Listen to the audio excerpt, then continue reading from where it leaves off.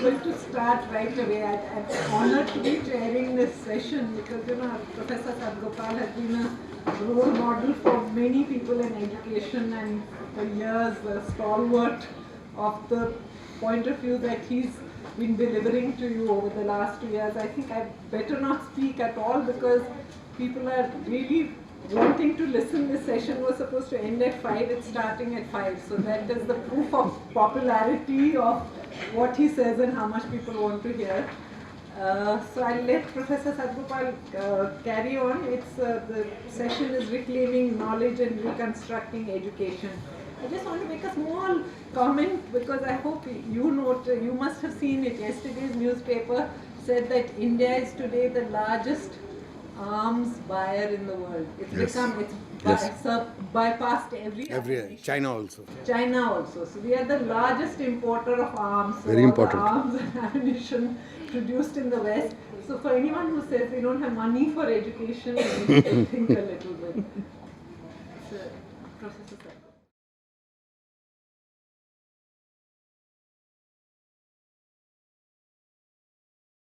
I think now it's the most difficult part of my lecture. It was all right to talk about what is wrong, but the real task is to exclude the wrong and include the rights. And how do we do it? इसके पहले कि हम अपने strategy या रणनीति की बात करें, I think I can probably, those friends from Iraq and Iran have gone. Okay. So I was always bothered, looking at their faces when I was speaking in Hindustani. But there was something in English always here.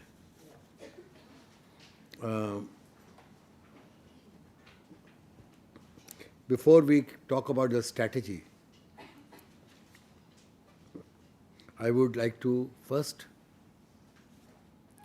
lay out for you our understanding of what should be our agenda, for which we will strategize, for which we will think about how to build a movement. आंदोलन किस लक्ष्य के लिए, किस मकसद के लिए बना रहे हैं, वो साफ होना चाहिए. मैं चूँकि चाहता हूँ इस पर अच्छे से बातचीत हो, पूरी बात पर. आज पहले सेशन में भी सवाल जवाब नहीं हुए और इसमें होने चाहिए, तो और दोनों को जोड़कर होंगे. तो मैं आपके सामने पहले कुछ बुनियादी सिद्धांत, सम बेसिक प्रिंसिपल्स रखूँगा और फिर उससे जो पूरा हमारा लड़ाई का एजेंडा निकलता है वो सामने रखूँगा. जो बेसिक प्रिंसिपल्स है बहुत सिंपल है. वो मेरे ख्याल से मेरे जैसे लोगों के लिए तो वो they are like axioms for which I don't feel the need to argue, but need to feel there is a need to state them all the time. So we do not lose sight of those basic ideas. Number one, the goal of education is to prepare a citizenry for building a democratic, secular, egalitarian, just and enlightened society. मैंने केवल वो बात कही जो हमारे constitution में लिखी है, प्रीएम्बल में लिखी है, कि तालीम का मकसद एक ऐसी नागरिकता बनाना है जो भारत के समाज को लोकतांत्रिक, समतामूलक, धर्मनिरपेक्ष, न्यायशील और प्रबुद्ध बनाने में मददगार हो, उसमें एक सक्रिय भूमिका अदा करे. और संविधान का ये बहुत बड़ा एजेंडा है जो तालीम के लिए लिखा हुआ है. लोग कहते हैं तालीम के लिए वो आर्टिकल 45 है. आर्टिकल 45 बहुत छोटी चीज़ है. इतना बड़ा एजेंडा लिखा हुआ है जो तालीम इस दिशा में नहीं ले जा रही है, वो भारत के संविधान का उल्लंघन करती है. फिर हम तय करें उल्लंघन हमको मंजूर है नहीं मंजूर है. मैं ये नहीं कह रहा संविधान में जो लिखा है आंख मूंद के मान लीजिए, लेकिन फिर आप तय कीजिए आप संविधान के इस हिस्से को नहीं मानते, और क्यों नहीं मानते फिर आपको बताना पड़ेगा. दूसरी बात,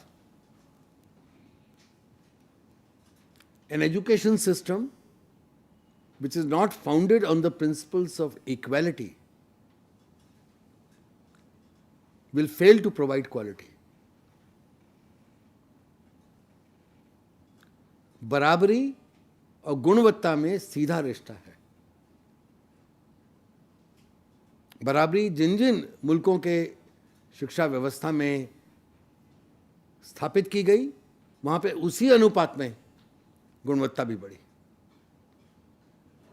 बाजार ठीक उल्टा कहता है कि गुणवत्ता बढ़ाने के लिए गैर बराबरी जरूरी है। तो हमें तय करना है, हम भारत के संविधान के साथ है, आर्टिकल 14, आर्टिकल 15, या हम बाजार के साथ है। तीसरी बात, तालीम कहीं शून्य से शुरू नहीं होती है। ये सब जाने माने सिद्धांत है तालीम के। We move from known to unknown, we move from concrete to abstract, area in which professor Farida Khan knows much more than I no.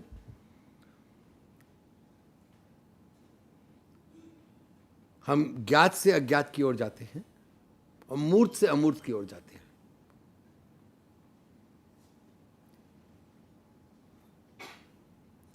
ये बहुत ज़रूरी सिद्धांत है, इसलिए पूरे करिकुलम का बनाने का ये आधार होता है।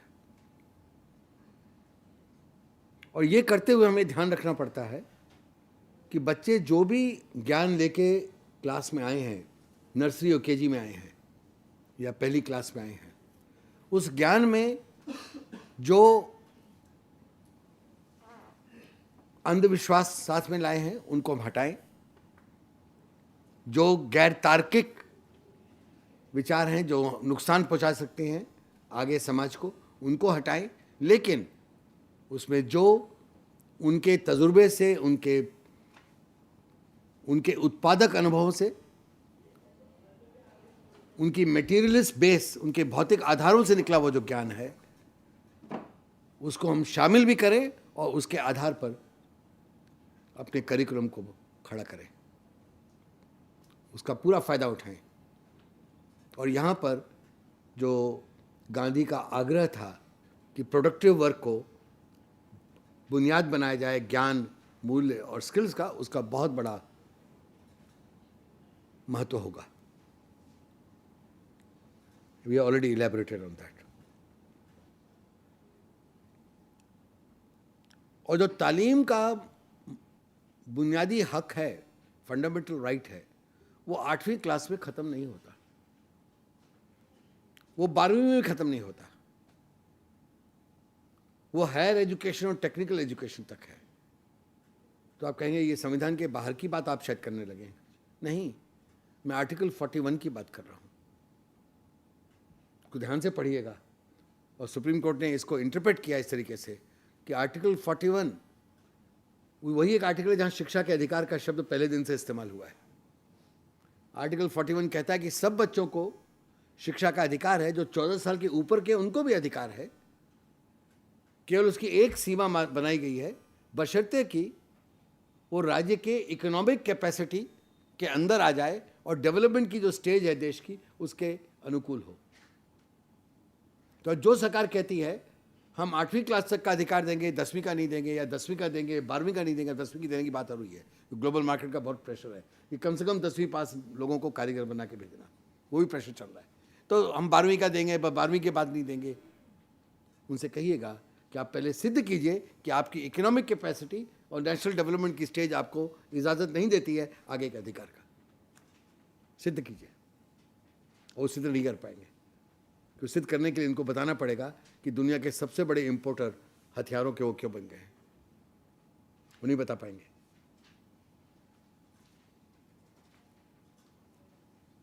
तो मैंने इसमें करिकुलम की बात भी की है और पेडागोजी की भी की है।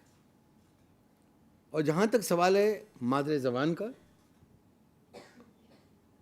उसके बारे में बहुत साफ सुथरी बात लिखी है आर्टिकल 350A में, जिसमें लिखा है कि वे सब बच्चे जो माइनॉरिटी लैंग्वेजेस के हैं, ये बहुत बड़ी बात लिखी है और बहुत कम लोग इसकी बात करते हैं, करते नहीं शायद, जो माइनॉरिटी लैंग्वेजेस बोलते हैं। और माइनॉरिटी लैंग्वेज का मतलब क्या है? मान लीजिए आप आसाम की बात करें, आसाम की एक फैकल्टी मेंबर यहाँ बैठी हुई है, मुझे मिलने भी आई थी। कहाँ बैठी? कहाँ है? हाथ खड़ा कीजिए। बाहर है। अच्छा, तो आज अगर आप आसाम की बात कर रहे हैं, वहाँ की जो डोमिनेंट स्टेट की स्टैंडर्ड लैंग्वेज मानी जाती है वो असमीज़ है, लेकिन वहाँ पे कई माइनॉरिटी लैंग्वेजेस हैं। वहाँ बोडो बोलने वाले लोग हैं, वह राजवंशी बोलने वाले लोग हैं, इसके अलावा कई आदिवासी भाषाओं को बोलने वाले लोग हैं। और उनके जो चाय के बागान है, जिसकी वो बात मुझसे कर रही थी, जो चाय के बागान है वहाँ तो संथाली भी बोलते हैं। कई भाषाएं जो उस इलाके की नहीं हैं वो बोलने वाले बड़ी संख्या में लोग जो झारखंड और बिहार से आए हैं वो बोलते हैं। और हिंदुस्तान के अधिकांश राज्यों में माइनॉरिटी लैंग्वेजेस बोलने वाले लोग 10% लेके 40% तक हैं। इनके हकों के लिए 350A में लिखा है कि उनको हक है अपने मादरी ज़बान में तालीम पाने का, और अगर उनके तालीम को नहीं दिया जाता, वो 5वीं क्लास तक का अधिकार है, तो उनको वो हक है जो किसी और जगह संविधान में नहीं लिखा है, वो सीधे राष्ट्रपति से अपनी दरखास्त करें, प्रेसिडेंट ऑफ इंडिया से, प्राइम मिनिस्टर से नहीं, राष्ट्रपति से। वहाँ पे एक तरीके से राष्ट्रपति को एग्जीक्यूटिव पावर दे दी गई है जो किसी और चीज़ में नहीं दी गई है। पर केजी से लेके, किंडरगार्टन से लेके पीजी तक, हमने नारा दिया केजी से पीजी तक, सुनने में अच्छा लगता है इसलिए दिया, केजी से पीजी तक सब बच्चों को मुफ्त और समतामूलक गुणवत्ता का अधिकार है, फ्री एंड इक्विटेबल एजुकेशन। हमने इक्विटेबल कहा है, हमने इक्वल नहीं कहा यहाँ पे। तो इक्विटेबल इसलिए कह रहे हैं कि उसमें इक्विटेबिलिटी का मतलब यह होगा कि बराबरी देने के लिए आपको डाइवर्सिटी लानी पड़ेगी। इतनी डाइवर्स सोसाइटी में अगर आप यूनिफॉर्मिटी लाते हैं तो लोगों का अधिकार छीन लेते हैं। एक और सिद्धांत मुझे सिद्धांतों में शामिल कर लेना था। In a country as diverse as what India is, uniformity takes away the right to equality. तो इक्विटेबल क्वालिटी का मतलब यह है कि आप लोगों, बच्चों के ज्ञान के सोर्सेस, उनके भाषाओं के सोर्सेस, किस इलाके के लोग हैं, किस हालात में हैं, किस इकोनॉमिक सोशल हालात में हैं, किस कल्चरल ट्रेडिशंस के हैं, उन सबको ध्यान में रखते हुए अगर आप करिकुलम बिल्डिंग करेंगे तो इक्वालिटी आएगी, नहीं तो नहीं आएगी।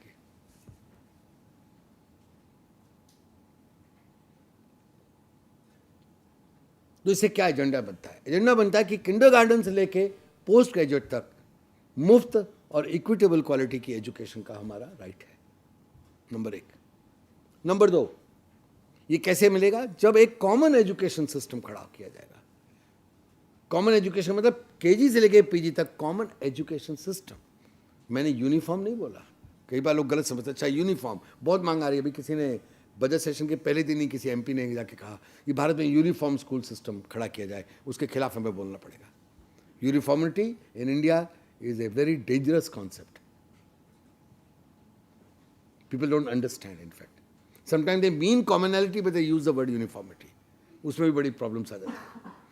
In fact, Tamil Nadu, previous DMK government has passed an act called Uniform Education Act. उसको लेके बड़ी बहस हुई, पर उनका मतलब था कुछ equal quality education, पर उन्होंने कह दिया यूनिफॉर्म, इसको लेके बड़ी बहस खड़ी हुई। तो इन सब विचारों को लेके स्पष्ट होना पड़ेगा। तो हम बात कर रहे हैं उस पूरी डाइवर्सिटी को शामिल करने वाला एजुकेशन सिस्टम, और वो करेंगे तो आप एक ऑल इंडिया एंट्रेंस टेस्ट नहीं ले पाएंगे।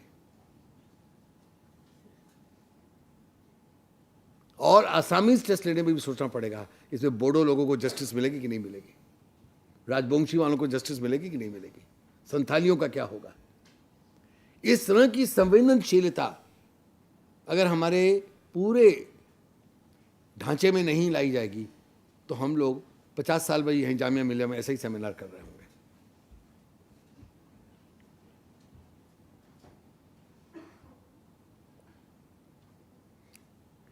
ऐसा कॉमन एजुकेशन सिस्टम बनाने के लिए जो उस लड़ाई का पहला कंपोनेंट है वो कॉमन स्कूल सिस्टम खड़ा करना। लड़ाई को बांटना पड़ेगा, अलग सारी दुनिया एक दिन में नहीं जीती जाएगी। हम सपना पूरा देख रहे हैं, सपना अधूरा नहीं देखेंगे। लेकिन कहाँ जाना सबको मालूम रहे, पर लड़ाई खंडों में जीतनी पड़ेगी। तो एक बड़ा खंड बना रहे हैं कि पहली क्लास से लेके 12वीं क्लास तक या प्री प्राइमरी से लेके 12वीं क्लास तक एक कॉमन स्कूल सिस्टम।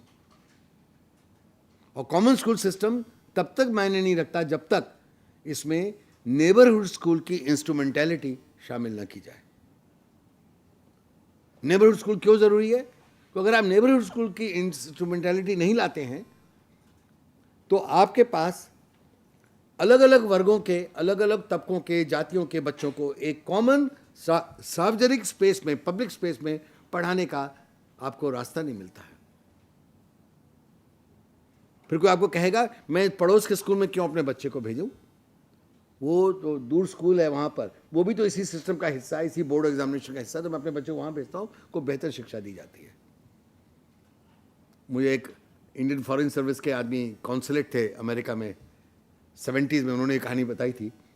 उनको सब समझ में नहीं आता था ये क्या है अमेरिका का पब्लिक एजुकेशन सिस्टम। तो अपने वहाँ पहुँचे, उन्होंने अपने बच्चे के लिए एप्लीकेशन दी कि जहाँ मेरा घर है न्यूयॉर्क में, उसके वहाँ पे जो गवर्नमेंट का स्कूल है वो अच्छा नहीं है, वो दूसरी जगह पे ज़्यादा अच्छा स्कूल है, मैं अपने बच्चे को वहाँ भेजना चाहता हूँ। तो एक इंडियन ही ऐसी बात कर सकता था, अमेरिकन कभी नहीं करता हिम्मत भी कहने की। तो उन्होंने कहा कि nothing doing, your child will study in the same school in which you live, same area. ये बहुत इंपॉर्टेंट बात है। ये क्यों हमारे लड़ाई का एजेंडा है? मुझे मालूम है जब बिहार का कॉमन स्कूल सिस्टम रिपोर्ट लिखा जा रहा था, जिससे 3 मेंबरों में मैं एक था, तो नीतीश कुमार जी ने एक मीटिंग बुलाई, उनकी पहली टर्म की बात है ये। उन्होंने मीटिंग बुलाई, सार्वजनिक मीटिंग, उन्होंने बहुत मीटिंग बुला के वो वाहवाही लूट रहे थे कि उन्होंने ये कमीशन बना दिया। तो उन्होंने उसके लिए मीटिंग बुलाई बहुत सारे लोगों की, बड़ा हॉल भरा हुआ था, और उसमें कहा कि आप लोग बताइए आप क्या चाहते हैं शिक्षा में। तो एक ने खड़े होकर कहा, नीतीश जी हम मुख्यमंत्री यही चाहते हैं कि जो गवर्नमेंट स्कूल में टीचर है रोज़ पढ़ाने जाए। आपकी बात पे आ रहा हूँ, रोज़ पढ़ाने जाए। वो तो पढ़ाने नहीं जाता रोज़, और बाकी तो बहुत सारी कमियां आप जानते ही हैं, पर कम से कम पढ़ाने तो रोज़ आ जाए वो। तो नीतीश कुमार जी एक अच्छे राजनीतिक हैं, उन्होंने हम लोगों की ओर देखा, बगल पीछे बैठे हुए थे, ये कॉमन स्कूल आयोग के मेंबर हैं, ये अपनी रिपोर्ट में क्या लिखने वाले हैं इनसे मैं कहूँगा कि बताएं आप लोगों को। तो इसके पहले कि मेरे चेयरमैन बताते, मैंने अपना हाथ खड़ा कर दिया, मैंने कहा मैं बताऊँगा। और मैंने कहा मुख्यमंत्री जी ये तो बहुत सरल है ये सब करना, ये आज रात को इसका एजेंडा लिखा जाएगा और कल ये इम्प्लीमेंट हो जाएगा, इतना सरल है। बस आपसे गुजारिश ये है कि आपके जो चीफ सेक्रेटरी हैं, जो लॉ सेक्रेटरी हैं कानून वाले, और जो एचआरडी बोलते हैं एजुकेशन डिपार्टमेंट को, एचआरडी सेक्रेटरी हैं, इन तीनों को हम लोगों के साथ आज शाम को बिठा दीजिए और एक कंप्यूटर दे दीजिए टाइप करने के लिए। हम एक सफ़े का मैंने कहा एक एक्ट बनाएंगे, उसमें लिखा होगा कि इस एक्ट का मकसद सब बच्चों को बढ़िया गुणवत्ता की शिक्षा देना है। वो एक लाइन लिखी होगी और उसमें एक सिंगल पॉइंट प्रोविज़न होगा। प्रोविज़न ये होगा कि बिहार की सरकार से जो भी किसी भी रूप में पैसा पाता है, चाहे वेतन का, चाहे ठेके का, चाहे कॉन्ट्रैक्ट का, चाहे आउटसोर्सिंग का, चाहे कंसल्टेशन का, किसी भी रूप में पैसा पाता है, उसको अपने बच्चों को अपने घर के सबसे नज़दीक के सरकारी स्कूल में भेजना होगा। Full stop. और आपकी मेजॉरिटी है विधानसभा में, कल सवेरे विधानसभा में इसको पारित करवा दीजिएगा, सब हाथ खड़ा कर देंगे और उसके बाद से सब स्कूलों में सब शिक्षक पढ़ाने लगेंगे, रोज पढ़ाएंगे। क्योंकि आपका बच्चा भी मुख्यमंत्री जी वहीं जाएगा जहां आपका घर है, और उसके पीछे भारी स्लम लग गई हुई है, स्लम के स्कूल में जाएगा। हर मुख्यमंत्री के बंगले के पीछे स्लम होती है हिंदुस्तान में।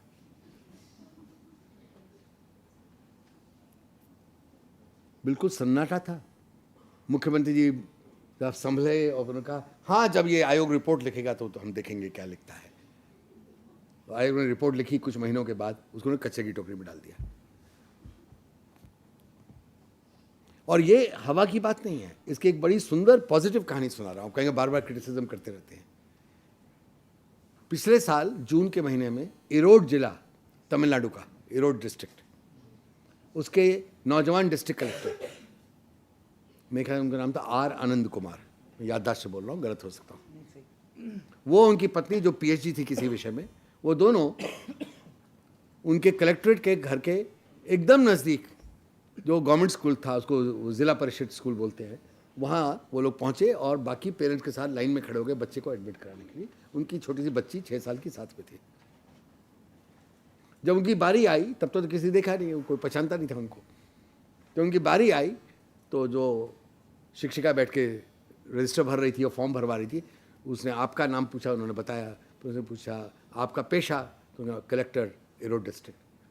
तो पहले तो उसको समझ नहीं आया क्या हो रहा है, फिर थोड़ी बात समझ में आया, कुछ सेकंड बाद तो उछल के अपनी कुर्सी से खड़ी हो गई, यस सर करते हुए एकदम खड़ी हो गई है। तमिल में बात हो रही थी उनकी, और फिर वो भागी, कहते मैं अभी आती हूँ। भाग के अंदर गई जहाँ प्रधान पार्टी का बैठी हुई थी, कहा मैम भागे हो, वो कलेक्टर साहब खड़े हैं तो फिर वो भाग के बाहर आई, अंदर ले गई। ना हाँ मैडम, मैं इस समय कलेक्टर बन के नहीं आया, मैं पेरेंट हूँ अपनी बेटी का, उसकी एडमिशन कर दीजिए आप। एडमिशन हुई, फिर वो चाय पिलाने के अंदर ले गई। तो उन्होंने कहा मेरी आपसे एक ही गुजारिश है, ये जैसे बाकी बच्चे वैसे ही है, इसलिए हम इसको रोज़ कलेक्टर की गाड़ी में, स्टाफ कार में और गवर्नमेंट ड्राइवर के हाथ इसका टिफ़िन नहीं भेजेंगे, ये यहीं पर मिड डे मील लेगी जहाँ बाकी बच्चे लेते हैं। और जब ये आपको तंग करेगी तो आप वही व्यवहार कीजिए जो बाकी के साथ आप करते हैं। बस इतना मेरी बात मान लीजिए और कहकर चले गए। अगले दिन सवेरे, ये रिपोर्ट है अखबारों की, अगले दिन सवेरे पूरे डिस्ट्रिक्ट के सब महकमों के सब अफसर वहाँ पहुँच गए। बिजली वाले ट्रांसफार्मर ठीक काम कर रहा है, नहीं कर रहा, बिजली आ रही नहीं आ रही है, पीडब्ल्यूडी वाले यहाँ की सड़क कहीं गड़बड़ तो नहीं है, कंस्ट्रक्शन वाले वो सब, क्योंकि मकान देकर कहीं टिप टिप पानी तो नहीं टपक रहा कहीं पे, सब पहुँच गए। पीने का पानी का इंतजाम हो गया, सब इंतजाम हो गया। कलेक्टर की बच्ची पढ़ने आ गई। वो बात अलहदा है कि जयललिता की सरकार ने उसको कुछ महीने बाद भगा दिया, क्योंकि ये बड़ा डेंजरस आदमी है, बड़ा खतरनाक आदमी है। ऐसे आदमी सब हो गए, सारे सब कलेक्टर हो गए तो क्या होगा तमिलनाडु का या हिंदुस्तान का। ये इसका मतलब सिस्टम जो है वो जिस भेदभाव की बुनियाद पे खड़ा, उसी पे तो चोट करनी है हमको। अब कैसे करनी मैं आऊंगा। और जब ये लड़ाई जीत लेंगे, हम अगली लड़ाई की ओर जाएंगे कि 12वीं क्लास के बाद हर बच्चे को बराबरी का अधिकार मिले। आगे की एजुकेशन कौन सी पानी है, कहाँ जाके पानी तय करने का, इसलिए ज़रूरी है कि आगे की एजुकेशन उसी तरीके से मुफ्त हो जैसे स्कूल की थी। क्योंकि अगर पैसा लगेगा आगे पढ़ने के लिए तो फिर आप भेदभाव करना शुरू कर देंगे। जिसकी औकात होगी वो पाएगा, जिसकी औकात नहीं होगी नहीं पाएगा, इसलिए वो भी आपको मुफ्त करना पड़ेगा। Is a totally public funded education system from KG to PG, ये हमारी लड़ाई का मुख्य एजेंडा है। उसके अंदर उसको चलाने के लिए सब लोग कहते हैं सरकार ठीक से नहीं चलाती है, सरकार गड़बड़ चलाती है। सही बात है, सरकार को ठीक से चलाना नहीं आता, क्योंकि गलत नीतियों पे चलाती है। वो ओवर सेंट्रलाइज कंट्रोल करती है। अप्रैल के महीने में बजट पारित होता है और अगले साल के मार्च में रिलीज होता है, जानबूझ के होता है। क्योंकि सारा सिस्टम इतना ब्यूरोक्रेटाइज और सेंट्रलाइज है, ये नहीं चलेगा। अगर एक बेहतर एजुकेशन सिस्टम खड़ा करना है, हमारे पुराने कॉलोनियल तरीके जो हैं हमको छोड़ने पड़ेंगे, हमें नए युग में आना पड़ेगा। एक democratically governed, participative, decentralize system of governance will be the key principle of building up a new education system. ये मोटा मोटा एजेंडा रखना। इसके लिए वो सब कानून जो बन चुके हैं, जिसमें राइट टू एजुकेशन एक्ट सबसे बड़ा है, जो प्राइवेटाइजेशन को और कमर्शलाइजेशन को प्रमोट करता है, वो 5 हायर एजुकेशन बिल जो पार्लियामेंट में पड़े हैं आज, जो इसी एजेंडा को अब WTO का एजेंडा बढ़ाएंगे, वर्ल्ड बैंक का नहीं WTO का एजेंडा बढ़ाएंगे। इन सब को या तो रोकना है या इनको टोटली बदलना है, रिपील करवाना है। ये हमारी लड़ाई के मुद्दे होंगे। मतलब लड़ाई पूरी नहीं कि कॉमन एजुकेशन सिस्टम कल खड़ा हो जाएगा या कॉमन स्कूल सिस्टम कल खड़ा हो जाएगा। कॉमन स्कूल सिस्टम खड़ा करने के लिए जो जो गलत काम हो चुके हैं हमको रुकवाने हैं। केवल यही नहीं, इस स्ट्रेटेजी के और हिस्से किए जाएंगे। हम ये कहेंगे कि उस इलाके की जो भी डाइवर्सिटी है वो शामिल हो, और जो डिस्पैरिटीज हैं वो बाहर निकाली जाए। डिस्पैरिटी के कई कारण हो सकते हैं। कुछ तो बिल्कुल साफ है कि दलित बच्चों के साथ एक इज्जत का व्यवहार किया जाए, मुस्लिम बच्चों पे शक नहीं किया जाए कि दहशतगर्द बच्चे हैं ये सब जो सीधी सीधी बातें हैं सब जगह होनी चाहिए। पर इससे कुछ ऐसे मुद्दे हैं जिस पर हम विचार नहीं करते हैं। वो है कि जो ज्ञान हमसे छीन लिया गया है हमको वापस मिले, जिसकी बात इतनी देर से हम लोग कर रहे हैं। जो मिनिमम लेवल ऑफ लर्निंग लगा के हमारे ज्ञान को बांटा है वो आप विड्रॉ कीजिए और वापस हमको होलिस्टिक ज्ञान का अधिकार दीजिए। ये 1 sentence child, half sentence child, 1 para child के असेसमेंट के तरीके छोड़िए, जमीन पे आइए, पॉलो फ्रेयर को पढ़िए, पेडागोजी ऑफ असेसमेंट क्या होगी समझिए। हमारा ज्ञान वापस हमारे पास आए। जो टीचर्स आपने छीन लिए और पैरा टीचर से रिप्लेस कर दिए, send them back to us. We want to retrieve our knowledge, we want to retrieve our classrooms, we want to retrieve our teachers, we want to retrieve our right to intervene in curriculum. We want to retrieve our right to decide what is the appropriate evaluation and assessment system, what are appropriate parameters of assessment. ये नहीं कि America में बैठ के तय होगा कि हमारे यहाँ परीक्षाएं कैसी होंगी। ये मैं अजीब बात नहीं बोल रहा हूँ, हकीकत है। मैं जब अमेरिका का एजुकेशन स्कूल सिस्टम अध्ययन करने के लिए गया, एक बारी कुछ मौका मिल गया, किसी ने दे दिया मुझे 2008 में, तो वहाँ मैंने देखा कितनी बर्बादी हो रही थी। नो चाइल्ड लेफ्ट बिहाइंड के नाम पर जो जॉर्ज बुश ने शुरू किए, बराक ओबामा ने कंटिन्यू किए। हमारा भी होता है, जो गड़बड़ एक प्राइम मिनिस्टर शुरू करता है अगला जारी रखता है, तो इसी तरह वहाँ भी वही होता है। तो नवोदारवादी अटैक जो वहाँ नो चाइल्ड लेफ्ट बिहाइंड के नाम पर, मतलब all children to be left behind, जैसे हमारे यहाँ सब शिक्षा अभियान का मतलब किसी की शिक्षा नहीं, वैसे ही वहाँ पर नो चाइल्ड लेफ्ट बिहाइंड का मतलब ऑल चिल्ड्रन लेफ्ट बिहाइंड। ये सब चॉम्स्की ने जो सिखाया ना कि लैंग्वेज का इस्तेमाल ही ऐसे होता है नवोदारवाद में।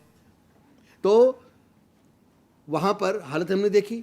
मैंने अपने जो वहाँ लोकल दोस्त थे, अमेरिकी दोस्त, जो दिखा रहे थे स्कूल सिस्टम, मैंने कहा भाई मुझे वो वाला वहाँ जो स्कूल आपने नक्शे में दिखाया, मुझे वहाँ जाना है। कहते हम पता लगाते हैं, फ़ोन उन किया, पता लगाया, कहा सॉरी आप अगले 2 दिन तक नहीं जा सकते। क्यों? वहाँ टेस्ट हो रहे हैं। अच्छा फिर वहाँ जाना है, वहाँ भी टेस्ट हो रहे हैं, जिसके बाद वहाँ हमेशा टेस्ट हो रहे हैं।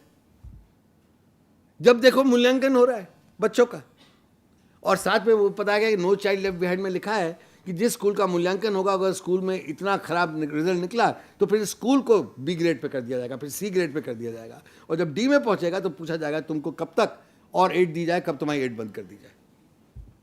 स्कूल इंप्रूवमेंट का कोई प्रोग्राम नहीं है, स्कूलों को बंद करवाने का प्रोग्राम है। तो ये सब देख के आया, मैं सब तमाशा देख के आया, उनके इवैल्यूएशन के जो पैरामीटर शीट्स थी सब पढ़ के आया, देख के आया। फिर मैं अपना मज़े में अपना भारत आया, बड़ा खुश कि चलो पीछा छूटा उस दुखदाई, बहुत दुखदाई चीज़ देख के आया मैं।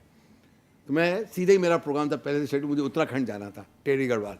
तो मैं टेढ़ी गढ़वाल गया, और वहाँ पे हमारा जो एक आंदोलन, हमारे साथी भी ऑल इंडिया फोरम के, वो लोग आंदोलन कर रहे हैं शिक्षा का, तो उनके पास गया, और उन्होंने उनका जो ब्लॉक, उनका जो क्लस्टर रिसोर्स सेंटर का इंचार्ज है, उसने कहा आप मेरे ऑफिस ज़रूर आना। उनके ऑफिस गए तो उन्होंने बताया कि साहब मैं करूं क्या, मेरे पास 60 स्कूल हैं मेरे चार्ज में, और मैं एक पे भी नहीं पहुंच पाता। भाई क्यों, आप क्या ड्यूटी पे नहीं रहते रोज? नहीं, मैं रोज ड्यूटी रहता, कभी एब्सेंट नहीं होता, मैं नहीं पहुंच पाता। मैं करते क्या फिर दिन भर? साहब इवैल्यूएशन। मैं 1 मिनट बोलो, ये तो मैं भी सुन के आया हूँ अमेरिका में, आप क्या करते हैं इवैल्यूएशन? कैसे करते हैं? ऐसा है ना कि कभी हिंदी का इवैल्यूएशन हो रहा है, कभी पर्यावरण अध्ययन का, एनवायरमेंटल साइंस का हो रहा है, कभी गणित का हो रहा है, और कभी योग अभ्यास का हो रहा है, वहाँ योग अभ्यास भी होता है, कभी इसका कभी उसका। तो आज इन 5 स्कूलों हो रहा है, कल उन 5 स्कूलों हो रहा है। मैंने कहा वो तो 12 दिन अब हो आए, फिर उसके बाद उनके रिजल्ट आते हैं, तो उसको मैं टेबुलेट करता हूँ। जब तक टेबुलेशन ख़त्म करता हूँ तो दूसरा राउंड शुरू हो जाता है इवैल्यूएशन का। तो मैंने कहा इतना क्या झंझट है, मुझे बताइए। अच्छा हिंदी वाला दिखाइए, तो उन्होंने दिखा दी, हिंदी की छपी हुई शीट इतनी बड़ी, छपा हुआ सब, उसमें सब पैरामीटर वर्टिकली लिखे हुए थे, क्योंकि ऐसे लिखने की जगह नहीं थी। वर्टिकली 50 लिखे हुए थे, और सबके कॉलम थे, बच्चों के नाम वो सब थे। तो मैंने ध्यान से पढ़ा ये वर्टिकली हिंदी में क्या लिखा हुआ है। मैंने उनको कहा साहब मैं ये देख के आया हूँ कहीं, ये चार्ट मैंने देखा अभी हाल में कहीं, ये लैंग्वेज असेसमेंट का। कहते नहीं साहब, ये उत्तराखंड सरकार सबसे पहले छापने वाली, अभी दिल्ली में, मध्य प्रदेश में छपा नहीं, मुझे मालूम है, मैं छपेगा ऐसा, अभी नहीं छपा। मैं कहा नहीं साहब मैंने देखा है इसको।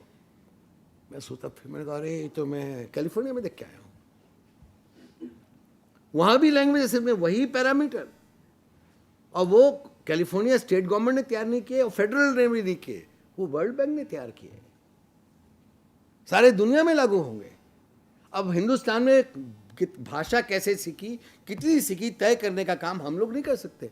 प्रोफेसर फरीदा खान इतना फिलॉसफी जानती हैं, पेडागोजी जानती हैं, करिकुलम जानती हैं, ये फजूल है। पूरी दिल्ली की एससीईआरटी फजूल है, एनसीईआरटी फजूल है, सब फजूल है। अब वर्ल्ड बैंक के एक्सपर्ट बताएंगे कैसे होगा, क्योंकि अमेरिका में वही बता रहे हैं, यहां भी वही बता रहे हैं। इसलिए असेसमेंट, इवैल्यूएशन, करिकुलम, पेडागोजी में हमें हक चाहिए। वो हक की लड़ाई होगी, ये नहीं कि उन्होंने तैयार कर दिया चलेगा। ये हमारा एजेंडा अगर होगा तो इसमें हमको कदम दर कदम तय करना पड़ेगा क्या लड़ाई लड़नी है। सब जगह एक जैसी लड़ाई नहीं लड़ी जाएगी। मैं आपको बताता हूं इस लड़ाई का एक रूप और उसका जो बड़ा फिलॉसफी है उसके सामने पेश करूंगा। मैं पिछले महीने 2 दिन के लिए उदयपुर में था। उसमें एक दिन पूरा मैंने वहाँ के रूरल ब्लॉक में लगाया जिसका नाम है खैरवाड़ा। वहाँ मेरे साथ स्नेहल भी थी, यहाँ बैठी हुई है। हाथ खड़ा कर दिया, आपको देख लेंगे वो क्या। तो वहाँ पर आदिवासी संगठन है, शिक्षकों के, युवाओं के, और वो बहुत लड़ाई लड़ रहे हैं अपने हकों की। तो वो पूरा दिन भर का सम्मेलन था जिसमें केवल शिक्षा की, स्कूली शिक्षा की बात होने वाली थी और कॉलेज की भी। तो उन शिक्षक संगठनों ने, युवा संगठनों ने मिलकर दिन भर बताया कि क्या क्या गड़बड़ है उनके इलाके में और क्या क्या उनकी तकलीफ़ें हैं। पर बताने के पहले उन्होंने एक गीत गाया ढोलक लेके, आदिवासी स्टाइल में। तो वो उनकी भाषा में था। वो क्या नाम है भाषा का? वेगड़, वागड़ी। वागड़ी में वो राजस्थानी मारवाड़ी नहीं है, मेवाड़ी नहीं है, वो वागड़ी है। वागड़ी में उन्होंने गीत गाया। तो हमको समझ नहीं आया। मैं पूछा कि क्या है मतलब, कि साहब ये हमारी आदिवासियों की जो शहादत हुई है ब्रिटिश काल में उसका गीत है। मैं थोड़ा और बताओ। तो उन्होंने बताया कि 1912 ऐसा कोई बता रहा, अब साल गलत हो सकता है थोड़ा बहुत, 1912 में कैसे उस जगह पर ब्रिटिश सरकार ने गोली चलाई और हमारे इतने 100 लोग मारे गए। पेपर लिखा हुआ आंकड़ा अभी नहीं है, याद नहीं है।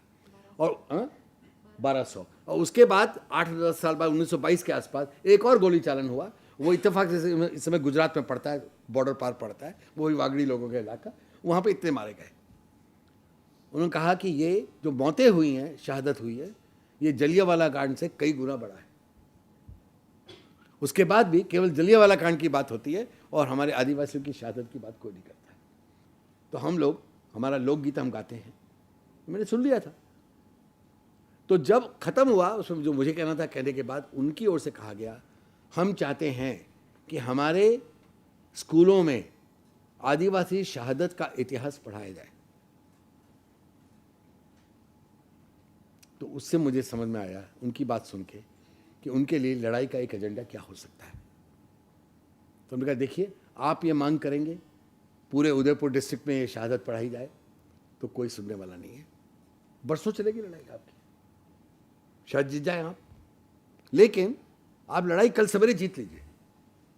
या आपको इशारा कर रहा हूं आपके सवाल का, आप कल सवेरे से यहां उन सब हेडमास्टर्स, हेडमिस्ट्रेसेस या प्रिंसिपल्स के पास जाइए जो आपको ये इजाजत दे दें कि आधे घंटे के लिए आप हफ्ते में आदिवासी शहादत का इतिहास पढ़ा सकते हैं, और लेके आप शुरू कर दीजिए पढ़ाना। जहां जहां इजाजत मिलती जाती पढ़ाते जाइए और बढ़िया ढंग से पढ़ाइए, ताकि और स्कूल वाले मांग करने लगे कि वहां जैसे पढ़ाया जा रहा है हमारे यहां भी पढ़ाया जाए। ये रास्ता संघर्ष का जरूर है, इसमें निर्माण भी है। ये मुझे उनकी बात से समझ में आया, और इसमें कोई देरी नहीं करनी थी, आपको एकदम शुरू कर देना चाहिए। ये हमारा हक है। और उसके बाद हम मांग करेंगे सारे राजस्थान में पढ़ाया जाए ना, क्यों केवल उदयपुर में पढ़ाया जाए, और पूरे हिंदुस्तान में पढ़ाया जाए। पर यहां शुरुआत खैरवाड़ा ब्लॉक में तो तुरंत कर दीजिए।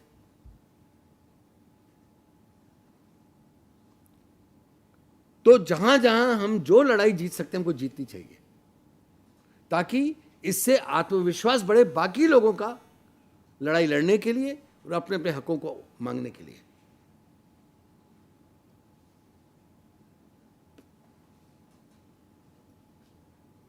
कल ये नौजवान मुझसे बहुत लंबी बात कर रहा है, मनवीर।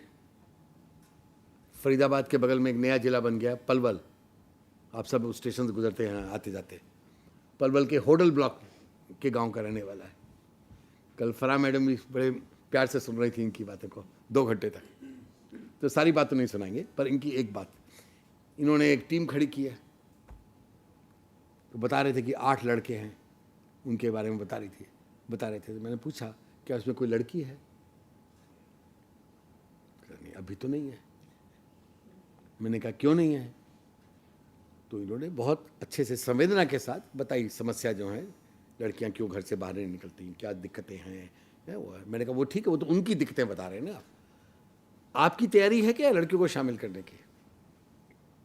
और लड़कियों को शामिल करने के लिए आपको अपने को जितना बदलना पड़ेगा, क्या उसकी तैयारी आपकी है? कि सोचा आपने कितना बदलना पड़ेगा आपको? तो वो बात हुई। एक बताओ, ये भी निर्माण की बातें हैं। अगर आंदोलन खड़ा करना है तो हम अपने आप को कितना बदलेंगे। इन्होंने अपनी कहानी बताई, वो मैं नहीं दोहराऊंगा, बहुत ही जबरदस्त कहानी है वो। मैंने इनको उसके बाद कहा आप तो ग्रामसी के ऑर्गेनिक इंटेलेक्चुअल हैं, कि कैसे इन्होंने, ये खुद चमार जाति के हैं, उसके बावजूद जब इनको मंदिरों में घुसने से मना किया गया, इन्होंने मंदिरों में घुसने के जिस गजब के तरीके से इजाज़त ले ली और हक अपना स्थापित कर दिया जाने का, वो गजब की कहानी थी। मैंने कहा, उसको सुन के कहा ये तो ग्रामसी के ऑर्गेनिक इंटेलेक्चुअल की कहानी है। ये भी निर्माण का काम है और उसमें संघर्ष निकलेगा उसमें से। पर आगे अगला सवाल, आगे रास्ता अब तंग होता जा रहा है। स्कूलों में पढ़ाई कैसे ठीक हो, पर्याप्त सुविधाएं कैसी हो, पर पहले अपनी ताकत का इजाफा करना है। अपनी ताकत बनेगी तो आप लड़ेंगे ना। फिर उन्होंने कहा नहीं, मैं अपने 8 लोगों की टीम में तो अच्छे से काम चल गया है। तो मैंने कहा कि इससे काम हो जाएगा? अगर आपके ब्लॉक में 50 गांव हैं तो 50 गांव में ये 8 लोगों की टीम लड़ेगी क्या? तो फिर कैसे लड़ना है? आपको इसी तरीके की टीमें जो आपने इतने सृजनशील तरीके से, क्रिएटिव तरीके से इस गांव में खड़ी की हैं, इतने ही क्रिएटिव तरीके से आपको ऐसी टीमें हर गांव में खड़ी करनी होंगी। क्योंकि लड़ाई बाहर वाला आके नहीं लड़ता। ठीक है, हम तो बिल्कुल बाहर के होटल में हैं, पर उस गांव से आप दूसरे गांव में जाएंगे तो आप भी बाहर के हो जाएंगे। वो बात अलग है कि आपकी रिश्तेदारियां होंगी, कुछ कांटेक्ट होगा, वो अलग बात है, वो आपका एडवांटेज है हमारे ऊपर। अंत में तो लड़ाई उसी इलाके के लोगों को लड़नी है ना, हर जगह के। हम जाके नहीं लड़ सकते हैं, ये आपको इशारा कर रहा हूं। क्योंकि अगर अनिरुद्ध जी उसी इलाके के हैं, इनको जाके लड़ाई शुरू करनी है तो इनको वहां पे अपनी एक टीम खड़ी करनी जो आपसे स्वतंत्र होकर लड़ेगी। फिर आप समर्थन में खड़े हो सकते हैं, नैतिक समर्थन दे सकते हैं, पर उनकी जगह नहीं ले सकते। तो ये हमारे रणनीति के रास्ते होंगे। और खैरवाड़ा में हम लोग ये प्रयोग प्रस्तावित कर रहे हैं, वहाँ के लोग मानेंगे नहीं मानेंगे हमको नहीं मालूम, पर प्रस्तावित किया जा रहा है। उस पर बात करने के लिए अभी अगला कदम उठाया जाएगा कि खैरवाड़ा के सभी गांवों के प्रतिनिधि इकट्ठे होकर, हर गांव के, किस तरीके से पूरे खैरवाड़ा ब्लॉक के जितने स्कूल और कॉलेज हैं, और बहुत ही घटिया हालत में हैं, तो आदिवासी इलाका है, घटिया ही होंगे, पूरे ब्लॉक के सभी स्कूल और कॉलेजों को सर्वश्रेष्ठ बनाने का काम कैसे करेंगे, वो सब मिलकर कैसे तय करेंगे, उसके लिए क्या कदम उठाना होगा, वो सब मिलकर इकट्ठे बैठ के तय होगा। ये कुछ तरीके आगे बढ़ने के, पर ये बिल्कुल साफ है, लड़ाई कदम दर कदम आगे बढ़ेगी, एक एक चीज की लड़ाई लड़ेगी। मैं आपको उदाहरण देता हूं। आज 10% बच्चे देश के ऐसे हैं जिनके नाम भी रजिस्टर में नहीं लिखे जाते, नाम भी नहीं लिखे जाते। जो औपचारिकता फॉर्मेलिटी नाम लिखना, वो भी नहीं होता। जिनके लिखे जाते हैं वो क्लास में नहीं आते, अटेंड नहीं करते, वो एक अलग लेवल है। मैं तो कह रहा हूं कि नाम ही नहीं होते, क्योंकि उनके माँ बाप माइग्रेट होते रहते हैं, खाना बदोश होते हैं, नाना कारणों से बिल्कुल ही बाहर हैं, इस दायरे से बाहर हैं।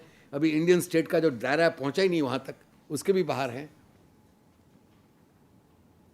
तो इसका क्या कारण होगा? समझ के क्या होगा? माइग्रेशन हो रहा है, इतनी बदहाली है कि उनको वो न्यूनतम वेज भी नहीं मिल रही है, तो अपने बच्चों को उन्होंने माल मजदूर भी बना रखा है, सब हम जानते हैं। इन बच्चों को लाना क्या क्या करना होगा? तमाम प्रकार की चीज़ें करनी होंगी। झारखंड के उस जिले में जहाँ से एन ब्लॉक लोग माइग्रेट करते हैं, हर साल पंजाब जाते हैं, या बिहार के ऐसे जिलों में से, उन जिलों में आपको इन बच्चों को रहने के लिए बढ़िया क्वालिटी के हॉस्टल्स देने होंगे, घटिया क्वालिटी के नहीं, बढ़िया क्वालिटी के। वो किसी भी महीने में जामिया मिलिया के गेस्ट हाउस से कम नहीं हो सकते, क्योंकि इंसानों के लिए चाहिए। अभी नहीं कह रहे आदिवासी हैं साहब, ये तो सवेरे बाहर चले जाया करेंगे, इनको क्या फर्क पड़ता है? फर्क पड़ता है उनको, उनकी इज्जत का सवाल है। हमको नहीं फर्क पड़ता, क्योंकि हम उनकी इज्जत नहीं करते, उनको फर्क पड़ता है। उसमें कितना पैसा चाहिए हमें पूछना भी नहीं है, जितना पैसा चाहिए दीजिए, उतने हथियार कम खरीदिए, हमको नहीं मतलब। जिस दिन ये कर देंगे आपको हथियार की जरूरत नहीं पड़ेगी। हथियार की जरूरत इसलिए पड़ रही है कि जो करना था आप नहीं करते हो, आगे भी नहीं करने वाले, इसलिए आप हथियार खरीदते हैं। और जो बच्चे माइग्रेट नहीं कर रहे हैं, वहीं पर हैं, वो स्कूल आएं और पढ़ें, इसलिए ज़रूरी है कि बाल मजदूरी नहीं करें। और बाल मजदूरी नहीं करें इसलिए ज़रूरी है, अगर वो बाल मजदूरी बंद करेंगे, उनके परिवार को जो नुकसान होगा, जिंदा रहने के लिए मुश्किल सामने आ जाएंगी, इसलिए उनको रीएम्बर्स किया जाए। ये कोई अजीब व गरीब चीज़ नहीं है। अर्थशास्त्र में, इकोनॉमिक्स में इसको अपॉर्चुनिटी कॉस्ट कहा जाता है। उनको अपॉर्चुनिटी कॉस्ट देनी होगी। आप कहेंगे साहब इसमें तो 100 करोड़ रुपए लग जाएगा। 100 करोड़ नहीं लगेगा, उसमें 5,000 10,000 करोड़ रुपए लगेगा। वो कहाँ से आएगा? जो रियायत देते हैं ना कॉरपोरेट कैपिटल को हर साल बजट पे 2-2 लाख करोड़ रुपए की, देना बंद कर दीजिए। तो आप कहेंगे वेल्थ क्रिएशन कैसे होगा? वो वेल्थ क्रिएशन उनके लिए हो रहा है, हमारे लिए नहीं हो रहा है। देश की अर्थव्यवस्था का पुनर्वितरण, रीडिस्ट्रीब्यूशन करवाइए। अगर वो नहीं कर रहे हैं तो इंडियन स्टेट क्या कर रही है? स्टेट की जरूरत क्या है? स्टेट की नहीं तो आप चलने दीजिए, मार्केट चलाएगी, गरीब को शिक्षा से बाहर करेगी, अमीर को शिक्षा देगी, तो मार्केट कर ही लेगी। तुम्हारी क्या जरूरत है? तुम्हारी स्टेट की इसलिए जरूरत है कि मार्केट जो नहीं कर सकती, जो धर्म नहीं कर सकता, जो जाति प्रथा नहीं कर सकती, उन सबसे अलग हटके स्टेट की जरूरत है। इसलिए तो स्टेट का निर्माण किया जाता है, to play a progressive liberal role in society and not to reinforce all the wrong things of society, to undo with hierarchy, not to reinforce hierarchies. नहीं तो स्टेट की क्या जरूरत? लोग कहते हैं ना आप बार बार स्टेट की ओर क्यों जाते हैं? मैंने उस दिन भी कहा, शायद कल भी आपको कहा, फिर असहयोग आंदोलन करने की हिम्मत रखिए ना। मत दीजिए टैक्स, सेल टैक्स मत दीजिए, यानी माचिस पे जो टैक्स देते हैं मत दीजिए, दवाई पे जो देते हैं मत दीजिए, अब तो वैट भी देना पड़ता है आपको, सब कुछ जो बंद कीजिए। इनकम टैक्स तो बंद करना ही पड़ेगा, डायरेक्ट इनडायरेक्ट सब बंद कीजिए, कीजिए हिम्मत, मैं तैयार हूं उस आंदोलन के लिए। और वो नहीं कर रहे तो स्टेट से डिमांड कीजिए कि आप जिम्मेदारी पूरी कीजिए, जिस कॉन्स्टिट्यूशन की शपथ खा के आप बने, आपको करना पड़ेगा। मत पूछिए हॉस्टल में कितना पैसा लगेगा, कैलकुलेशन आपका कोई बाबू कर लेगा, हमको नहीं मतलब उससे। और कंप्यूटर की टेक्नोलॉजी आप ही ने तो बताया हमें बहुत जरूरी आगे की विकास के लिए। अगर जरूरी है तो हर बच्चे को अधिकार है, नहीं तो आप जरूरी कहना बंद कर दीजिए। फिर रेलवे की रिजर्वेशन कंप्यूटर से मत कीजिए, वापस चले जाइए ना 1985 की ओर, जब बाबू बैठ के करता था, कोई दिक्कत नहीं होती, हम करवाते थे बाबू से। फिर टैक्स की कैलकुलेशन भी हम कर लेंगे जैसे पहले किया करते थे। पर आप कंप्यूटर टेक्नोलॉजी लाएंगे, हर चीज में घुसेड़ेंगे उसको, सारा अधिकार हमारा हिसाब किताब करने का छीन लेंगे, बैंक वाले भी हिसाब किताब नहीं लगाएंगे, और उसके बाद कहेंगे कि कंप्यूटर टेक्नोलॉजी के उनको सिखाई जाएगी जिनकी औकात होगी। और फ्री एजुकेशन को पुनर्परिभाषित कीजिए, रीडिफाइन कीजिए। फ्री एजुकेशन का मतलब फीस माफी नहीं है। फीस माफी तो एक एसेंशियल प्री कंडीशन है। फ्री एजुकेशन का मतलब फ्री है। इसका मतलब यह है कि ज्योमेट्रिकल बॉक्स जो भोपाल में 70 रुपए में बिकता है, वो ज्योमेट्रिकल बॉक्स क्लास 6 में ज्योमेट्री सीखने के लिए एकदम जरूरी चीज है। वो नहीं मेरे पास होगा तो मैं ज्योमेट्री नहीं सीख पाऊंगा। ज्योमेट्री नहीं सीख पाऊंगा तो नेशनल करिकुलम 2005 में ज्योमेट्री का जो स्थान है वो फजूल हो जाएगा। और राइट टू एजुकेशन एक्ट जो कहता है कि पूरा करिकुलम कंप्लीट किया जाए, वो पूरा करिकुलम मैं कंप्लीट नहीं कर पाऊंगा, ज्योमेट्रिकल बॉक्स नहीं होगा। तो आप कहेंगे 70 रुपये का खरीद लो ना। 70 रुपये का मैं तब खरीदूंगा जब मुझे न्यूनतम वेज नहीं, मिनिमम वेज नहीं, मुझे कॉन्स्टिट्यूशन में लिखी हुई लिविंग वेज मिले। और लिविंग वेज आप देते नहीं, आप न्यूनतम वेज भी नहीं देते और लिविंग वेज भी नहीं देते. Living veg means ways of dignity. तो आप अगर वो नहीं दे रहे तो 70 रुपए का ज्योमेट्रिकल बॉक्स तो दीजिए मेरे बच्चे को, हर चीज दीजिए. और मुझे बाल मजदूरी न करवाऊं बच्चों के लिए, इसलिए वो आर्टिकल 51A इसीलिए लाया गया कि जिन बच्चों से बाल मजदूरी करवाई जाती है उनके माँ बाप उनको भेजें टू प्रोवाइड अपॉर्चुनिटी. आप मुझे रिएम्बर्स कीजिए कि आप मुझे लिविंग वेज नहीं देते, और लिविंग वेज देंगे तो भारत की पूरी अर्थव्यवस्था का रीडिस्ट्रीब्यूशन हो जाएगा. तो हम एयर कंडीशन नहीं चला पाएंगे इस हॉल में, अफोर्ड नहीं कर पाएंगे. ये सवालों से जुड़ा हुआ हमारी शिक्षा का सवाल है. ये सवाल हम उठाते जाएंगे लड़ाई के दौरान, लेकिन इन सवालों पर अटकेंगे नहीं. जो तात्कालिक हमारे हक चाहिए ले लेंगे, उसके बाद अगला सवाल उठाएंगे. तो हमें पूरी लड़ाई को छोटे छोटे हिस्सों में बांट के लड़ना है, और सपने सबको दिखाने हैं, खुद भी देखने हैं और पूरी जनता के सामने सपना रखना है. इसमें मैं आखिरी बात कह रहा हूं जिसका मैंने जिक्र कर दिया है कि ये संघर्ष और निर्माण, स्ट्रगल एंड रिकंस्ट्रक्शन का जो फिलॉसफी है, दर्शन है, ये एक पॉलिटिकल दर्शन है. और इस दर्शन को बनाने का काम हिंदुस्तान में 78 में शुरू हुआ और 80s भर चला और 90s में भी चलता रहा. और ये काम छत्तीसगढ़ में एक मजदूर आंदोलन ने किया,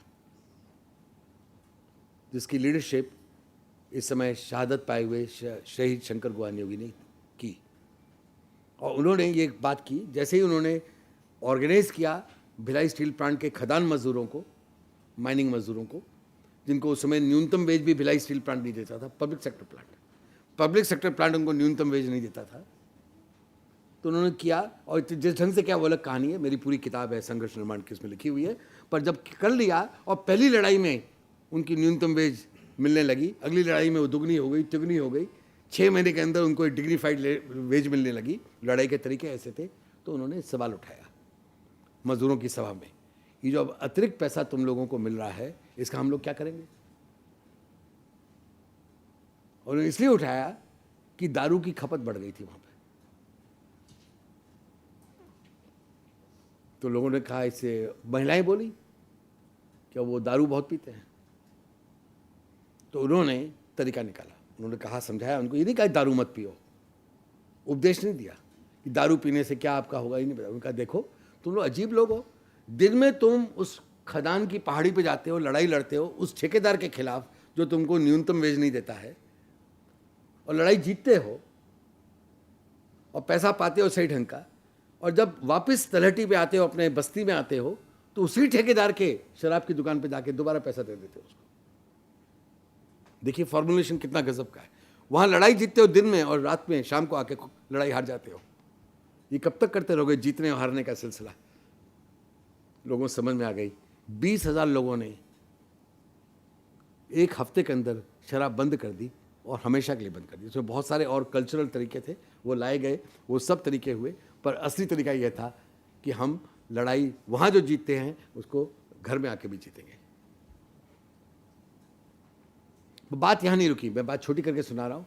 जो और पैसा बचने लगा तो उन्होंने कहा अब क्या करना है. तो पता चला भिलाई स्टील प्लांट का जो अस्पताल था, सरकारी अस्पताल, वो इन लोगों को इलाज नहीं देता था, क्योंकि खदान मजदूरों को ठेके वाला मजदूर मानता था, पक्के मजदूर नहीं मानता था. वो ब्लू कॉलर वर्कर के लिए अस्पताल था. तो इन्होंने कहा हम अपना अस्पताल बनाएंगे. तो सब मजदूरों ने अपनी बढ़ी हुई वेजेस से पैसा निकाल कर इतना इकट्ठा किया कि नया अस्पताल खड़ा हो, और खुद उसको श्रमदान करके बना दिया. 2 मंजिल का पूरा बढ़िया अस्पताल. और देश भर को उन्होंने आह्वान दे दिया कि जहां भी अच्छे डॉक्टर हों जो जनता की सेवा करना चाहते हैं वहां आए, यहाँ पे काम करें. उस आह्वान का परिणाम था कि डॉक्टर विनायक सेन वहां पे पहुंचे, और उसके बाद देशद्रोही डिक्लेयर हो गए 20 साल बाद. और केवल यही नहीं कि शहीद अस्पताल एक सुविधा थी, उन्होंने ये सवाल उठाया कि इस अस्पताल की भूमिका, जो मजदूरों का अस्पताल है और जो सरकारी गवर्नमेंट हॉस्पिटल है या प्राइवेट हॉस्पिटल है, इनकी भूमिकाओं में फ़र्क क्या है. What is the difference in the role of a people's hospital and the role of a government और a private hospital. and they decided, they formulated it with the new doctors arriving there. The role of those hospitals has been to treat people who fall ill. जो बीमार पड़ते हैं उनका इलाज करना. अगर लोग बीमार नहीं पड़ेंगे तो अस्पताल बंद हो जाएंगे. हमारे अस्पताल का मकसद समाज में वो हालात पैदा करना है कि लोग बीमार ही ना पड़े, और बीमार पड़े भी तो खुद उसका इलाज करना शुरू कर दे, यहाँ ना आए, यहाँ जरूरत ही नहीं होनी चाहिए की. तो पूरे इलाके में पब्लिक हेल्थ का भारत का पहला सिस्टम खड़ा किया गया, पब्लिक हेल्थ का, जिसका एक एसेंशियल पेपर होता है जो एमबीबीएस के विद्यार्थियों को पास करना होता है हर एक जगह, लेकिन उसको सबसे फजूल का पेपर माना जाता है पब्लिक हेल्थ का. यहाँ पे पब्लिक हेल्थ खास सेंट्रल फोकस हो गया. पब्लिक हेल्थ का काम करने के लिए हेल्थ के नए कॉन्सेप्ट विकसित करने पड़े, इलाज के नए कॉन्सेप्ट विकसित करने पड़े, यानी मेडिसिन का, मेडिकल साइंस का एक नया निर्माण हुआ. सब हो चुका है, पुरानी बातें. फिर उन्होंने शहीद स्कूल बनाए, क्योंकि सरकार उनके लिए स्कूल भी नहीं खोलती थी, तो 12 स्कूल बनाए उन्होंने. और 12 स्कूल जब बन गए तब सरकार को शर्म आने लगी और आंदोलन बड़ा मजबूत था, तो सरकार ने कहा नहीं वो हमारी जिम्मेदारी थी. तो फिर सरकार ने उनके बनाए हुए स्कूलों में अपने टीचर भेजना शुरू किया, गवर्नमेंट पेड टीचर. तो मैं उसी समय वहाँ पहुँचा हुआ था, पुरानी बात है 80s की. तो मैंने वो महिला मोर्चा जो था वो चलाते थे 12 स्कूल. मैंने उनके लीडर से पूछा कि भाई अभी तक तो आप लोग खुद पढ़ाते थे तो कोई दिक्कत ही नहीं थी, आप बड़ी ईमानदारी से पढ़ाते थे. अब ये सरकारी मास्टर आ गया है, ये 88 की बात होगी, तो वो तो वही करता होगा जो और जगह करता है, वो पढ़ाएगा नहीं ठीक से, आएगा नहीं. तो कह लगे अरे आप इतनी बार आ चुके हैं, अभी तक आप समझे नहीं हम लोग क्या हैं, आपने क्या समझा यहाँ इतनी बार आने से. महिलाओं ने मुझे बताया हमारे स्कूल में जब सरकारी मास्टर आएगा तो उसको पढ़ाना पड़ेगा, क्योंकि आंदोलन का स्कूल है. और हम लोग ने तय कर लिया है कि एक एक महिला हम में से 12 स्कूलों में बैठी रहेगी, और हम लोग जाएंगे खदान पे मजदूरी करने, लोहा पत्थर तोड़ने, और हम अपने तनख्वाह में से उन 12 महिलाओं की तनख्वाह देंगे जो वहाँ बैठेंगी. अगले दिन वो मजदूरी करने जाएंगी, दूसरी 12 महिलाएं बैठेंगी. वो कैसे नहीं पढ़ाएगा, उसको पढ़ाना पड़ेगा, विश्वास है उनको. भिलाई स्टील प्लांट ने एक और उन पर हमला किया, और ये मेरी आखिरी कहानी है उनकी, नहीं तो मैं सारा टाइम ही बात करता रहूँगा. ये इसलिए जरूरी समझना किस तरह से उन्होंने सामना किया है. वो लड़ाई कहलाती है अर्ध मशीनीकरण की लड़ाई, struggle for semi mechanization of mines. Bhilai steel plant ने कहा ये तो बहुत ही खतरनाक मजदूर आंदोलन खड़ा हो गया, ऐसा तो हुआ ही नहीं, दुनिया के इतिहास में शायद नहीं हुआ है, हिंदुस्तान में तो कतई नहीं हुआ, तो इसको ख़त्म करना है. तो ख़त्म कैसे करें, अब ये तो जाने वाले नहीं यहाँ से. इन्होंने अस्पताल भी बना लिया, स्कूल भी बना लिए, तो टिक गए. ये पीछा कैसे छोड़ाएं, एक ही तरीका है, मजदूर की ज़रूरत ही नहीं है हमको. तो उन्होंने ईस्टर्न यूरोप से, पोलैंड से, चेकोस्लोवाकिया से बड़ी बड़ी कंप्यूटराइज भीमकाय मशीनें इंपोर्ट की, कि वो मशीनें खदानों में पत्थर तोड़ेंगी, पत्थर खोदेंगी, तोड़ेंगी, उसको उसकी वॉशिंग करनी पड़ती है, वो करेंगी, और उसको सीधे सीधे ऑटोमेटिक तरीके से बड़ी बड़ी मालगाड़ियों में लोड कर देंगी, वो भिलाई चला जाएगा खदानों से. तो न रहेगा बांस, न बजेगी बांसुरी, छुट्टी हो जाएगी इनसे. ये लोग समझ गए. इन्होंने पूरा इंतजाम कर दिया कि जिस सड़क से मशीनें ऊपर जाएंगी उस सड़क पे किसी मशीन के चढ़ने की जगह नहीं बचेगी. 20,000 मजदूर और सारे इलाके के लोग सब लेट गए और मशीनें ऊपर नहीं गई. फिर नेगोशिएशन स्टार्ट हुए. मैंने कहा ना, resistance to dialogue and negotiation, वो था वहाँ भी. फिर शुरू हुआ. जब शुरू हुआ तो ये लोग ऐसे नहीं कहने गए कि आप मशीनें मत लाइए. उनका देखिए आपके टारगेट क्या है प्रोडक्शन के, मुझे बता दीजिए. उन्होंने बता दिए इतने, उन्होंने बड़ा चढ़ा के बताया ताकि इनके बस का ना रहे, मैनुअल काम से बस का ना रहे. उन्होंने बताया इतने लाख टन और हमको चाहिए, हर साल चाहिए भिलाई स्टील प्लांट चलाने के लिए, सब बताया उन्होंने. इस रेट ऑफ प्रोडक्शन से चाहिए, इतनी कॉस्ट होनी चाहिए. उन्होंने सब सुन लिया. कहा इसी कॉस्ट पे, इसी स्पीड से निकाला हुआ और इतनी क्वांटिटी का और हम देंगे, पर आपके तरीके से नहीं देंगे, मैकेनाइज तरीके से. सेमी मैकेनाइज प्लान ये हमारा है, लिखा हुआ, ब्लूप्रिंट बना हुआ. उन्होंने आईआईटी के इंजीनियर को बुलाया था, स्टूडेंट्स को, कहा हमारे लिए मैकेनाइजेशन, सेमी मैकेनाइज का एक बना दो प्रोडक्शन प्लान. वो बना के ले गए. सब कॉस्टिंग थी, बजटिंग थी, सब कुछ था उसमें, जिसमें सारे मजदूर काम पे रहेंगे, रेट ऑफ प्रोडक्शन बढ़ जाएगा, सब कुछ बढ़ जाएगा, इसको लागू करो. तार्किक लड़ाई जीत ली. अंत में और प्रेशर डालना पड़ा, अंत में पूरी लड़ाई जीती. और यहाँ स्टील अथॉरिटी इंडिया लिमिटेड का जो लोधी रोड पे ऑफिस है वो उसमें इन्वॉल्व हुआ, और उनको मानना पड़ा this semi mechanize plan is a plan for cheaper production than what they were going to do in mechanize production, higher production, कि उन्होंने अंबार लगा दिया, इतना अंबार लगा दिया उन्होंने आयरन ओर प्रोड्यूस करके, हाथ जोड़े कि ये तो हमारा सारा वर्किंग कैपिटल ब्लॉक हो गया है, ये हम कहाँ भेजे, प्लीज़ और प्रोडक्शन मत करो, रोक दो। और semi mechanise production became the mode of operation. ये निर्माण की लड़ाई है और साथ में संघर्ष है।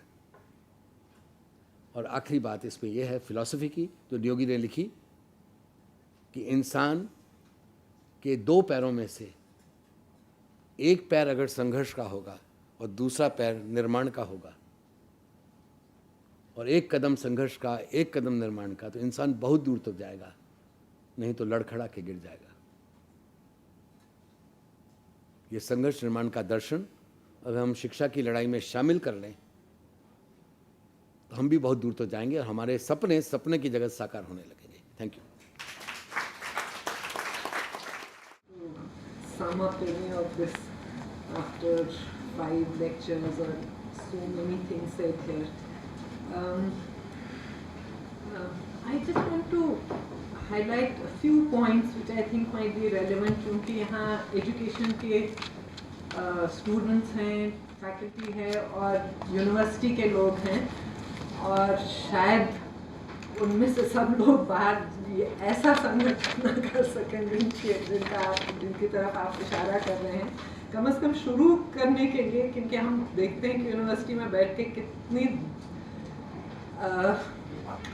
कितनी गैज़म है, जो दूरी है इन चीज़ों से, और वहाँ हो क्या रहा है इस मुल्क में इस वक्त, ये जब सब लड़ाइयाँ हैं कैसे कनेक्टेड हैं, इन चीज़ों का यहाँ यूनिवर्सिटी जो कि जहाँ पर इन सब चीज़ों का एक it should be a vibrant community for thinking and ideas, वो सब हमने ख़त्म कर लिया है। इसके साथ साथ जो आप कह रहे हैं कि स्कूलों का खात्मा किया है, टीचर्स को कुछ ऐसा बना दिया है कि उनके जहन में ये चीज़ें जुड़ती कैसे हैं, उनको कुछ अंदाज़ा नहीं है इस चीज़ का। इसी तरह हमने ये जो हायर एकेडमिक इंस्टीट्यूशंस जहाँ हायर लर्निंग इंटेलेक्चुअल फर्मेंट होना चाहिए, वो सब भी इसके साथ साथ ख़त्म हो रहा है।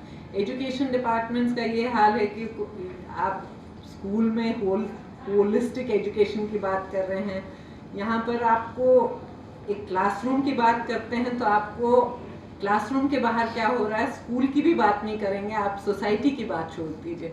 अगर टीचर्स ये सब थोड़ा सा सोचने लगे कि अगर हम एक क्लासरूम में बैठे हैं, ये पेडागोजी जो है, करिकुलम जो है, वो सिर्फ मेरे और स्टूडेंट के बीच की बात नहीं है, मगर इसमें बहुत कुछ फोर्सेस जुड़ी हुई हैं, इसमें पॉलिटिक्स है, इसमें हिस्ट्री है एजुकेशन की, इसमें सोसाइटी का हर एक हिस्सा जो है जुड़ा हुआ है, वो भी समझने की हमारे कोर्सेज इन चीज़ों के साथ बिल्कुल इंगेज भी नहीं करते हैं आजकल, कि हम इन चीज़ों को कैसे देखें कि एक चीज़ का दूसरी चीज़ पर क्या असर होता है और कैसे होता है। और ये सब चीज़ें तो कम से कम एजुकेशन में अगर हम ये संघर्ष लाने की कोशिश करें तो ज़रा सा ये इन ख्यालों को लाने की कोशिश करें कि ये सिस्टम कैसे चलता है और कैसे इसका कनेक्शन क्या है।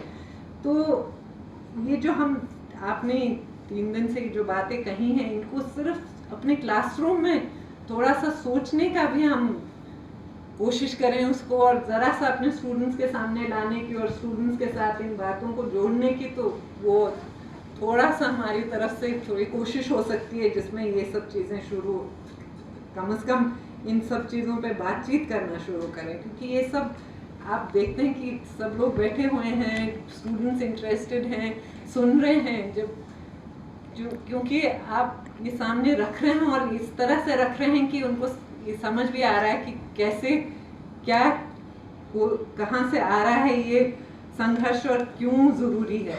जब हम क्लासरूम में बैठते हैं और एक सब्जेक्ट लेके, एक टेक्स्ट बुक लेके बस वो प्रोसीजरल और मैकेनिकल जो आपने बात कही वो करते हैं, तो बस मकसद यही होता है कि कहाँ तक हमको ज़रा सा याद करना और फिर कल असेसमेंट होगा तो एग्जामिनेशन देना है, उसमें करना। ये नहीं होता कि हम इंगेज हैं, हमको इन चीज़ों के बारे में सोचना और इन चीज़ों का असर हमारी खुद जिंदगियों पर होता है और होता रहेगा। और ये सब चीज़ें सिर्फ क्लासरूम की बात नहीं है और एक किताब की बात नहीं है, मगर यही चीज़ें हैं जो इस देश को किस तरफ जाना है वो तय करेंगी। अगर वो समझ सकें स्टूडेंट्स, टीचर्स, यूनिवर्सिटीज़ में रहने वाले लोग, और जो बाहर जाके फिर टीचर्स के लिए तो मैं सोचती हूँ बहुत बड़ा फील्ड होता है। बहुत सारे एकेडमिक्स ऐसे हैं जो यूनिवर्सिटी में अगर बैठे हैं तो थोड़ा डिस्कनेक्टेड हैं, मगर टीचर्स को तो वो अपॉर्चुनिटी होनी ही नहीं चाहिए डिस्कनेक्टेड रहने की, क्योंकि वो क्लासरूम में जाते हैं और पढ़ाना है तो उनको ज़रूरी एंगेज होना है इन चीज़ों के साथ। तो ये सब चीज़ें आपने सामने लाई हैं और बहुत अच्छे तरीके से लाई हैं, and I am sure you can see the response here of the students. We seldom have students sitting so late in seminars or any talk, but for 5 lectures and 3 days people have been very involved, which is actually a wonderful sign for any teacher to see and to think that this can happen. So I am very grateful to you on behalf of everyone here, I think, for raising these questions, bringing the meaningfulness of that, and connecting it in a way in which it becomes realistic and we can see it happening. I said this in my class today and I just repeat it. We were talking about this, ye jo arms, biggest importer of arms and the biggest budget on arms ye jo India kar raha hai. I was also pointing out वो arms हम इसलिए भी नहीं use कर रहे हैं कि हमको बॉर्डर्स प्रोटेक्ट करने हैं। आजकल हमारी आर्मी तो ज्यादा लगी हुई है कि अपने लोगों को, बिल्कुल। आपकी आर्मी कश्मीर में है, आपकी आर्मी झारखंड में है, आपकी आर्मी नॉर्थ ईस्ट में है, बॉर्डर्स नहीं प्रोटेक्ट कर रही है पर अपने लोगों को जरा दबाने के लिए बैठी हुई है कि यही चीजें कहीं उभर के ना आए जिनकी आपने बात की है। उन चीजों से डर रही है ये जो सरकार है और जो है हमारा एस्टैब्लिशमेंट। तो उन चीज़ों को कैसे, ये लड़ाई कैसे लड़ सके इतने बड़े पावर के अगेंस्ट, वो सब आपने यहाँ बहुत अच्छी तरह से सामने रखा है। So I really thank you and it's been a wonderful experience I think for most people who have been here and they have been discussing it.